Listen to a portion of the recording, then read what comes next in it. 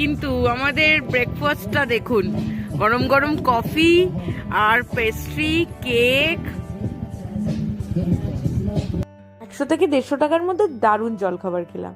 এদিকে আকাশটা দেখুন একেবারে নীল রঙে ছেয়ে গেছে, তার মধ্যে ঝকঝকে রোদ। সকাল ওই 9টা থেকে 10টা মতো বাজবে, তাতেই মেলে কত লোকজন এসে গেছে।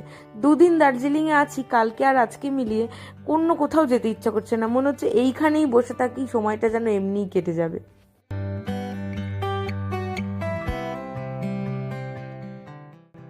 দার্জিলিং আমি প্রথমবার এসেছিলাম, তো মেলটা আমার খুবই ভালো লেগেছে। আজকে আমরা ঠিক করেছি গাড়ি নিয়ে আর কোথাও বেরোবো না, বাইকটাকে হোটেলেই গ্যারেজ করে দিয়েছি, পায়ে হেঁটে সারাদিন এদিক ওদিক ঘুরে দিনটা কাটিয়ে দেবো। তারপর একটু কেনাকাটা করারও ব্যাপার ছিল, সেই জন্য আমরা চলে এসেছি ম্যালেরই ঠিক কাছে একটা মার্কেটে, যেটা 10:30টার সময় খুলে যায়, রাত্রি 8:30 9টা পর্যন্ত থাকে। তবে বিকেলের দিকটা কিন্তু এই মার্কেটে একটু ভিড় হয়, তাই সকাল সকাল এখান